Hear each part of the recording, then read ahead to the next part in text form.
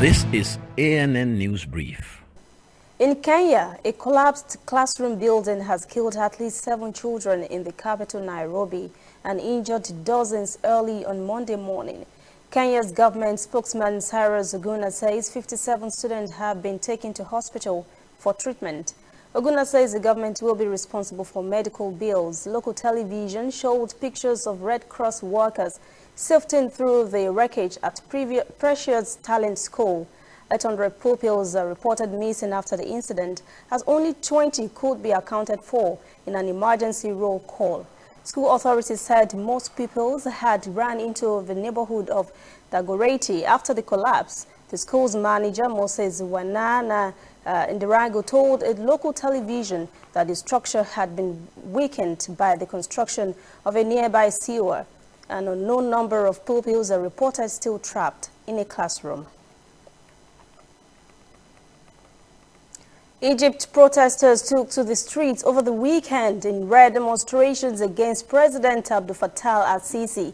At least 200 demonstrators took to the streets in Suez port city, demanding Al-Sisi's resignation. Police responded with tear gas and dozens were reportedly arrested. The protest that also took place in Tahrir Square in Cairo on Friday are in response to corruption allegations against the government. Protests have been extremely rare in Egypt under President Al-Sisi government since taking power in 2014. But anger has spread since an Egyptian businessman and actor, Mohammed Ali, posted a series of videos online accusing the country's leader of wasting millions of luxury residences and hotels while millions of Egyptians lived in poverty. Hundreds filled the streets on Friday and Saturday shouting "Sisi out." Demonstrations also took place elsewhere around the country. Although there is no official confirmation, French news agency AFP reported at least 74 persons were arrested. Stay with us to return after this break. Whether in your house, at your office, on your phone or online, we are there.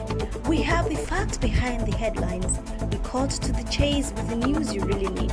We cover every angle. We are the bigger, better news network. We are African News Network.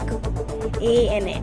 Watch ANN News on MITV from a truly African spirit.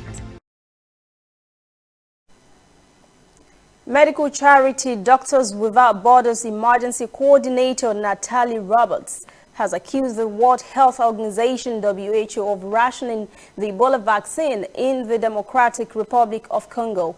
The MSF coordinator, in a statement, likened the situation to giving firefighters a bucket of water to put out a fire, but only allowing them to use 1 cup of water a day.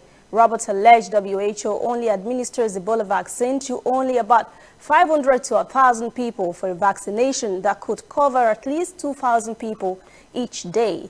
The MSF has called for independent monitoring of vaccine stocks. WHO has denied the allegation but says there have been shortages of the vaccine that is currently in use, which is manufactured by Merck. Meanwhile, DR Congo health officials have said they will start using a second vaccine produced by Johnson & Johnson to improve the situation and to counter the second worst outbreak of the virus in history. The current Ebola outbreak has killed more than 2,100 people since the middle of last year. That's NN News Brief. For details on these and other breaking stories, visit our website, nnafrica.news. Conversation continues on our social media platforms, Twitter, Instagram, and Facebook at ANN Africa TV. I'm Lucy Ademi.